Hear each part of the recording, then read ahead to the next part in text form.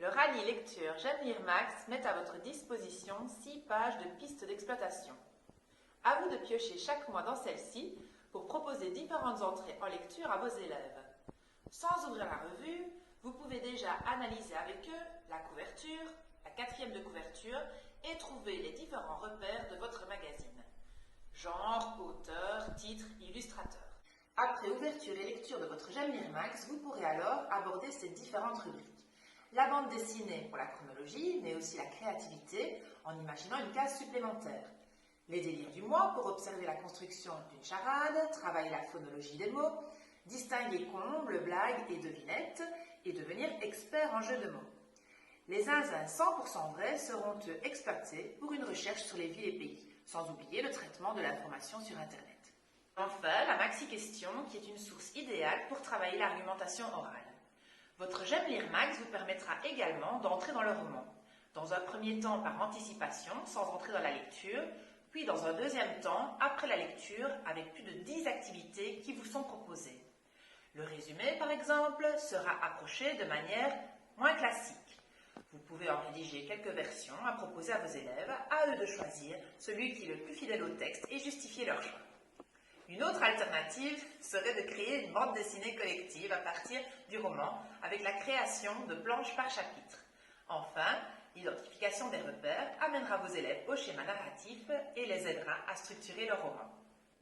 Nous proposons également une fiche élève pour que l'élève puisse parcourir toute sa revue et la découvrir.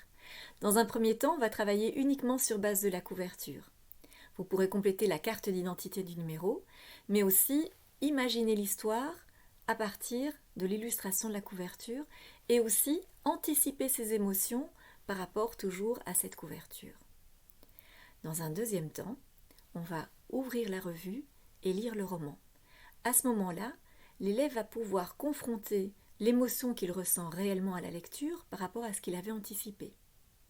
Il va pouvoir aussi décrire un passage marquant et expliquer son choix, compléter la carte d'identité de son personnage préféré en décrivant ses caractéristiques physiques, son caractère, les actions principales de ce personnage pendant le roman, et on va aussi leur permettre d'imaginer une couverture au cas où ce roman, qui est dans une revue, serait publié sous forme de livre. Enfin, on vous propose de travailler le schéma narratif de 3 façons différentes. Soit sous forme d'un tableau avec des colonnes, soit sous forme d'un diagramme en arbre, soit sous forme d'un mind mapping. Alors à ce moment-là, vous avez le choix. Soit vous imposez chaque mois aux élèves une façon différente de travailler ce schéma narratif, soit l'élève choisit la proposition dans laquelle il se sent le plus à l'aise pour travailler ce schéma narratif. L'avantage, c'est que si vous avez déjà une revue dans le fond de votre classe, une revue de ce titre, vous allez pouvoir dès maintenant travailler ces fiches de lecture. Par contre, si vous désirez participer au concours Rallye Lecture, ce qui est toujours super motivant et en plus il y a des chouettes cadeaux à gagner, à ce moment-là, il faut impérativement vous procurer les numéros de janvier à avril puisque c'est sur ces numéros-là que vont porter le concours.